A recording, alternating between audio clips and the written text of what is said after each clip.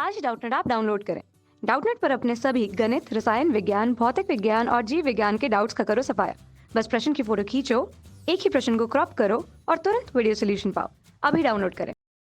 Hello दोस्तों, question दे रखा है कि 25 सेंटीमीटर लंबी तथा 10 के घात -4 मीटर इसके अनुप्रस्थ परिच्छेद की एक छड़ में ऊष्मा प्रवाहित हो रही है। ठीक है, तो छड़ के पदार्थ का ऊष्मा चालकता गुणांक के बराबर दे रखा है 9.2 × 10 के घात -2 किलोग्राम, या सॉरी यहाँ पर दे रखा है किलो कैलोरी मीटर प्रति मीटर सेकंड है। ठीक है, तो स्थायी अवस्था में छड़ के सिरों का ताप क्रमशः दे रखा है 125 डिग्री सेल्सियस तथा 0 डिग्री सेल्सियस है। तो गणना करनी है हमें छड़ के ताप प्रवणता, छड़ के ताप सिरे से 10 सेंटीमीटर दूर वाले बिंदु का ताप तथा ऊष्मा प्रवाह की दर निकालनी। ठीक है, देखिए इस क्वेश्चन को समझने के लिए सबसे पहले एक डायग्राम बनाते हैं। अब पूरी कहानी को डायग्राम समझते हैं। ठीक, देखिए हम बनाते हैं।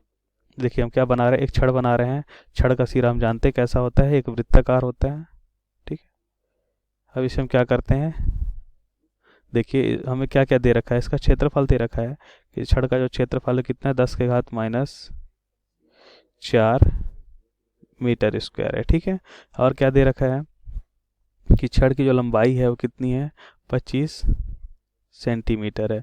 इसको मीटर में बदल सकते हैं, तो 25 × 10 के घात -2 मीटर हो जाएगा, क्योंकि हम जानते हैं एक सेंटीमीटर क्या कहलाता है, एक सेंटीमीटर कहलाता है 10 के घात -2 मीटर। ठीक है, हमें क्या दे रखा है, ताप दे रखा है दोनों सिरों का। अगर इसे हम बोलते हैं T1 है, इसे T2 है, तो T2 ताप कितना दे रखा है, 0 डिग्री सेल्सियस, और एक दे रखा है हमें कितना, 125 डिग्री सेल्सियस। ठीक है, 125 डिग्री सेल्सियस। अब हम क्या करते हैं, देखिए इसको हम कुछ इस तरह से भी लिख सकते हैं। देखिए अब हम इसको, अच्छा के का मान भी हमें दे रखा है, के का मान दे रखा है 9.2 × 10 के घात -2 किलो कैलोरी। ठीक, क्या दे रखा है, किलो कैलोरी अपान मीटर प्रति सेकेंड। ठीक है, ये हमें मीटर किलो कैलोरी मीटर प्रति सेकेंड प्रति डिग्री सेल्सियस दे रखा है। देखिए यहाँ से हम सॉल्व करते हैं। अब पहला क्वेश्चन, पहला क्या दे रखा है हमें, पहला दे रखा है छड़ में ताप प्रवणता। ठीक है, पहला क्या दे रखा है, छड़ में ताप प्रवणता। ठीक है, अब देखिए छड़ में ताप प्रवणता निकालने के लिए हम कैसे करते हैं इसको, ताप प्रवणता हम जानते हैं क्या होता है, ताप प्रवणता होता है del T upon del x. ठीक है, जहाँ एक्स होता है दूरी के साथ ताप में परिवर्तन, यही होता है ताप प्रवणता। ठीक है, इसको हम क्या लिख सकते हैं, इसको लिख सकते हैं अंतिम ताप माइनस प्रारंभिक ताप। इसी प्रकार हम लिख सकते हैं अंतिम दूरी माइनस प्रारंभिक दूरी। ठीक है, हम देखते हैं अंतिम ताप के क्या दे रखा है, 0 डिग्री सेल्सियस, प्रारंभिक कितना दे रखा है, 125 डिग्री सेल्सियस। ठीक है, और इसी प्रकार अगर हम दूरी देखें तो दूरी कितनी दे रखी है दोनों के बीच, 25 सेंटीमीटर दे रखी है। ठीक है, 25 × 10 के घात -2 मीटर हो गया। ठीक है, सब SI यूनिट में कन्वर्ट कर लिया हम। अब देखिए सही वैल्यूज रखते हैं हम, देखिए वैल्यूज रखते हैं, इसको हम लिख सकते हैं। देखिए 0 -125 कितना हो जाएगा, -125 हो जाएगा, और इधर क्या हो जाएगा, इधर हो जाएगा डिग्री सेल्सियस। ठीक है, अपान क्या हो जाएगा, अपान लिखा जाएगा 25 × 10 के घात -2 मीटर। ठीक, इसको हम सॉल्व करते हैं। देखिए यहाँ से 25 पंचे 125 हो जाएगा। ठीक है, बराबर हो जाएगा -5 × 10 के घात -2 है तो ऊपर जाएगा तो +2 हो जाएगा। ठीक है, 10 के घात 2 डिग्री सेल्सियस प्रति मीटर। ठीक है, यह इसका आंसर होगा। माइनस क्या बताता है, माइनस बताता है कि दूरी के साथ क्या हो रहा है, ताप में कमी आ रही है। ठीक है, इसलिए हमें ये चिन्ह कैसा प्राप्त हुआ, माइनस प्राप्त हुआ। ठीक है, यह हो जाएगा del T upon del x. तो आंसर में पता चल गया, इसका आंसर क्या हो रहा है, इसका आंसर हो रहा है -5 × 10 के घात 2 डिग्री सेल्सियस प्रति मीटर। ठीक है, तो ये हमारा पहला आंसर हुआ। ठीक है, अब इसके दूसरे भाग की हम बात करते हैं। दूसरे भाग में हमसे क्या पूछ रहा है, हमसे पूछ रहा है कि 10 सेंटीमीटर पे, ये देखिए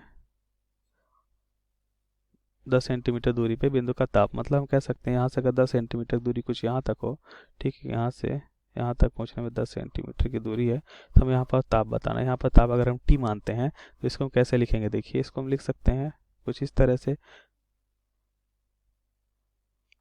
अच्छा एक बात और समझ सकते हैं, देखिए इसमें अगर प्रवाहित होने वाली धारा Q है, ठीक है, तो यहाँ पर दे रखा है कि स्थायी अवस्था है, स्थायी अवस्था है, इसलिए सभी जगह क्या होगा, Q हीट ही स्थानांतरण होगी या प्रवाहित होगी। ठीक है, अगर हीट या उष्मा समान प्रवाहित हो रही है, अगर उष्मा Q समान प्रवाहित हो रही है सभी जगह, तो हम जानते हैं Q क्या होता है। Q होता है KA del T upon del x, ठीक है। जहाँ A क्या होता है, क्षेत्रफल होता है, del T upon del x अभी बता चुके हैं, प्रवणता होती है, और K क्या होता है, ऊष्मीय चालकता गुणांक कहलाता है, ठीक है। क्या कहलाता है, चालकता गुणांक कहलाता है उस पदार्थ का, ठीक है। और ये जो Q होता है, ये Q पर यूनिट टाइम होता है, ठीक है। मतलब ऊष्मा प्रवाह की दर होती है, इसे हम H लिखते हैं, ठीक है। ऊष्मा प्रवाह की दर को अगर हम H लिखें, ठीक है, तो जहाँ ये H क्या होता है, H होता है, देखिए H होता है Q बाई टी, मतलब ऊष्मा प्रवाह की दर, ठीक है। तो सभी जगह समान ऊष्मा प्रवाहित होगी, ठीक है। तो इसे हम क्या लिखते हैं, H लिखते हैं, ठीक। ये ऊष्मा प्रवाह की दर है, इसलिए हम क्या लिख रहे हैं, H लिख रहे हैं।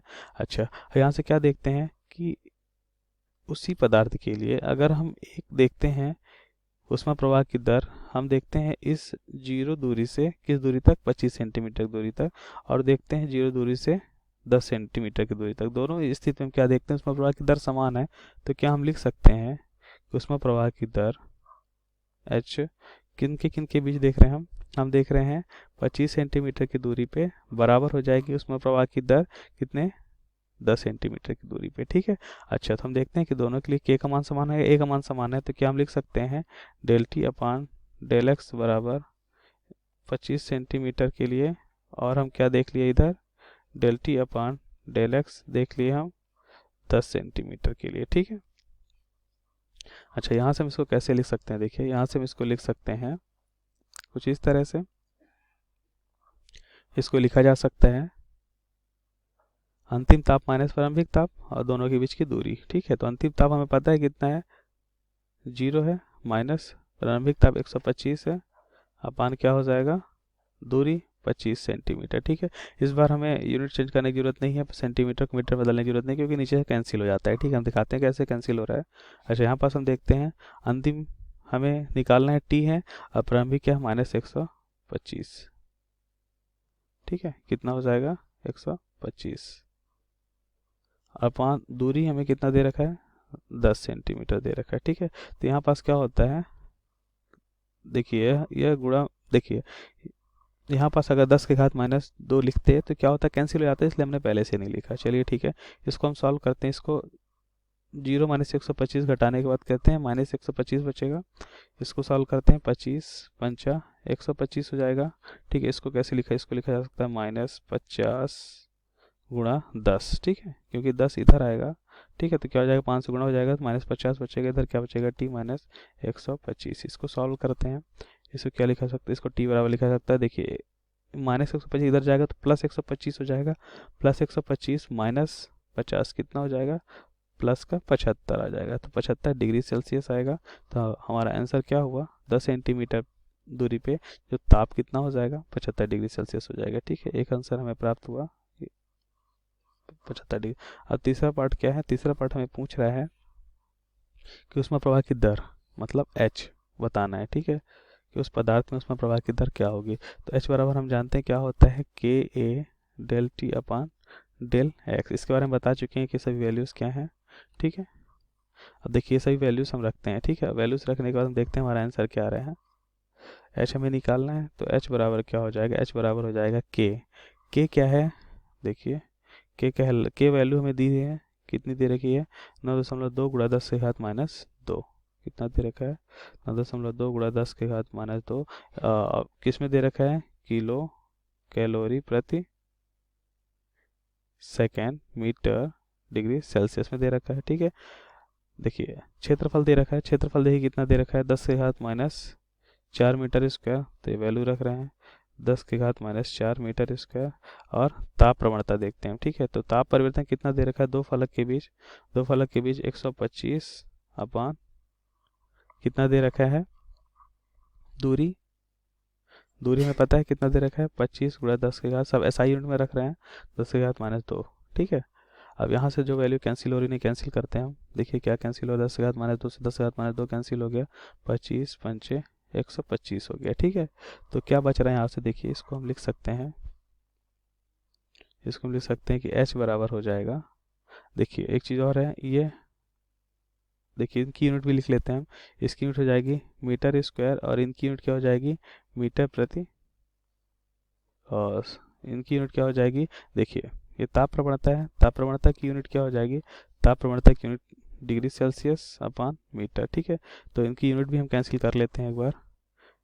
डिग्री सेल्सियस खत्म हो जाएगा। ठीक है, ये मीटर और मीटर, मीटर स्क्वायर हो जाएगा, तो मीटर स्क्वायर से मीटर स्क्वायर कैंसिल हो जाएगा, क्या बचेगा, किलो कैलोरी प्रति सेकंड बचेगा। ठीक है, देखिए यहाँ से इसको हम कैसे लिख सकते हैं, इसको हम लिख सकते हैं, देखिए 9.2 गुणा 5, ठीक है, गुणा हो जाएगा 10 के घात -4।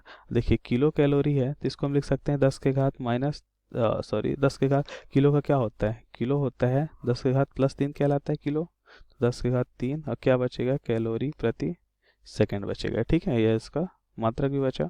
इसको हम सॉल्व करते हैं, देखिए इसको सॉल्व करते हैं, यहाँ से वैल्यू क्या आएगी, यहाँ से वैल्यू लिखी जा सकती है 5 दूना 10 जीरो, और एक रिमेनिंग बचेगा, 9 पचा 45, एक 46 आया। ठीक है, तो 46.0 आया, और ये गुणा 10 के घात -1 बचेगा, क्योंकि 10 के घात -4 +3, 10 के घात -1 बचेगा, और यूनिट क्या हो रही है, कैलोरी प्रति सेकंड। ठीक है, इसको हम सॉल्व करते हैं, तो h बराबर क्या लिखा जाएगा, h बराबर लिखा जा सकता है, देखिए 10, इसको ऐसे भी लिख सकते हैं, 10 के घात -1 है तो नीचे जाएगा, तो 1/10 भी क्या लिखा जा सकता है, इसको 1/10 को हम भाग देते हैं, इसको क्या लिखा जाएगा, 4.6 कैलोरी प्रति सेकंड। ठीक है, तो इसका आंसर आ चुका है कितना, 4.6 कैलोरी प्रति सेकंड। Thank you.